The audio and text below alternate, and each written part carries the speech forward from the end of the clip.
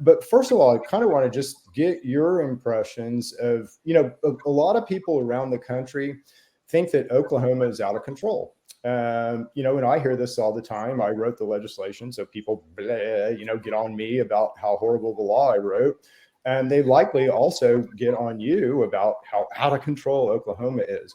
So let's talk about that a little bit. Let's talk about how out of control Oklahoma was and what you've done to kind of get things under control and what Oklahoma's like now. Okay. Yeah. Thanks, Chip. And, man, it's a big question. And yes, you've seen it all from day one. So you were part of 788 and the creation of this new industry.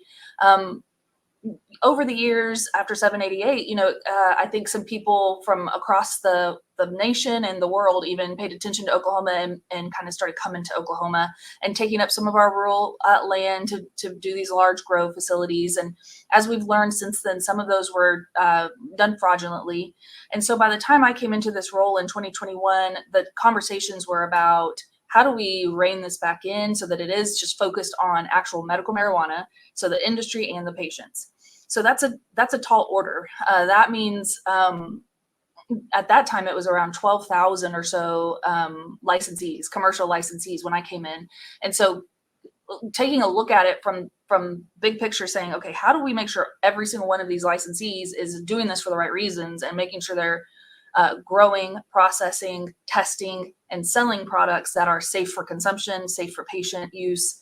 And so we just had to start there with that really big question. And everything we've done since then in the last couple of years has been towards reaching that goal of ensuring at the end of the day that what patients purchase at dispensaries, they know is a safe product. All of that to say, we have been able to go out and identify people that are either criminal actors or people who maybe just don't want to be in a regulated industry. So those are very different paths, right? That we hear a lot of talk about criminal organizations coming into Oklahoma, and that certainly is a big issue. But we also have this other path of people that maybe they just don't want to be regulated, and so they're just not interested in following regulations. And that's the side where we most actively work, where we go out and we do an inspection and we come in and we see maybe that things are not in order. So things are not traceable, or we can't identify which batch something came from, a product came from that we're looking at. Those are issues that truly do affect the end result, which is the patient, the product. So the reason we implement regulation is to make sure we can follow that product and make sure we know that it is being grown safely and tested properly, processed safely, so that the patients at the end of the day have a safe product. So we deal a lot with people who maybe just don't understand or there are lots of layers, maybe don't understand regulation, or just didn't realize there were so many rules, or just don't want regulation. There's a lot of different layers. The criminal organizations are generally handled by Bureau of Narcotics, the Attorney General's office, local law enforcement. We get involved just purely on that regulatory side we kind of work together with law enforcement to build the whole picture of what's going on at our licensed locations. That was a lot, I know, at once. So if I didn't clarify anything, please let me know.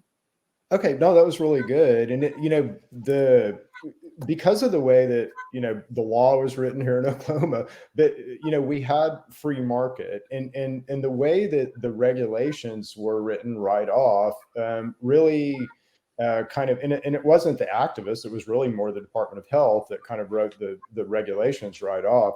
But they really opened the door for everyone. And we, Oklahoma and everybody, didn't do a good job of guarding the gate. Like, for instance, you could get a marijuana license with no inspection. And it was the only license that health would let, without, and that wasn't that was previous administration. But that allowed this giant hole it just allowed us to be wide open as a state. And can you talk a little bit about, that and kind of the China stuff that happened, and we had a bad attorney, and, we got a real black eye, I think, around the country for that. Yeah, we did. And it's I think there are multiple layers, because there is the talk about us being wild and in a bad way, and then there's the talk of us trying out this free market experiment that people are really interested in. So there's two sides, and but all of it. That's why I don't think we can talk about Oklahoma or the industry as just one thing, because it's just not. It's really a mix of all of these things. It's a mix of business people who saw an opportunity to invest in a new industry. Maybe they'd never even smoked weed before, but they thought, "Ooh, this looks like a great opportunity." We have them. We have legacy operators who've been doing this way before it was legal. We have people who are really passionate about the plant and just want to grow the most beautiful, perfect plants.